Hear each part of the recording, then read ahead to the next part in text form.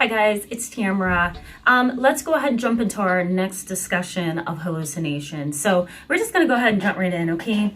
So the benefits for you today in this video is that you're going to be able to identify hallucinations. It's really hard to conceptualize them as being different from delusions. So I think it's important to point out those differences. So we're going to jump right in. So how should you describe or define and explain hallucinations? Hallucinations are sensory experiences. Sometimes they are false sensory experiences, and other times they are realistic and real sensory experiences that have been exaggerated or blown up by fear or misinterpretation of the sensory experience. So hallucinations have a lot to do with our senses, our hearing, our smell, our taste, what we feel in our body, what we perceive visually. So hallucinations have a lot to do with those sensory processes. So I just want to go through some of the hallucinations that you're likely to either come across in your own life at some point, or you're likely to come across in somebody that you know and care about. Now, schizophrenia, as we talked about last Friday, is a condition that often involves hallucinations and delusions. Sometimes the individual in a severe psychotic, I should say episode maybe, they might experience delusions, which are false beliefs held to be true, despite evidence to the contrary, or they might experience hallucinations or both at the same time. So let's just go down the list, what those hallucinations are, okay? So the first and most common hallucination is auditory. Auditory hallucinations are those things that you hear that are not there. You might hear beeping noises, you may hear voices, you may hear laughter, you may hear what sounds like kids playing in the distance. You might hear someone whispering. You might hear whispering of your own name, for example. There's a variety of things that people who experience this have reported hearing. Some of the auditory hallucinations come directly from within, right? It's something that is causing you to believe that you're hearing things that are not there. It's not something that's actually going on, and something that you are actually detecting from afar, like kids playing or someone whispering or calling your name. Hallucinations that are auditory basically are psychotic most of the time. Can they be treated with medication? Definitely. The medication can ease the symptoms so that the auditory hallucinations will be reduced and minimized, and they won't be so bad.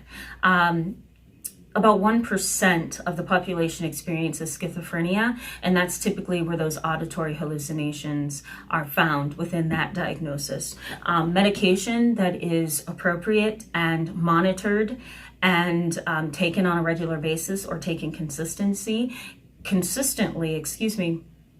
is the best treatment course and route to go. So those are auditory hallucinations. Visual hallucinations is seeing things that are not there. They appear to be, but they are not there. So shadows, ghosts, seeing specks, seeing things that are floating in the air, seeing different shapes, seeing somebody else said something to me the other day. It was a colleague, and she said one of her clients had seen lettering or numbers on a wall. So visual hallucinations can be very severe, or they can be mild to moderate. But for the most part, common psychotic symptoms of visual hallucinations often include shadows or images of bodies, things like that.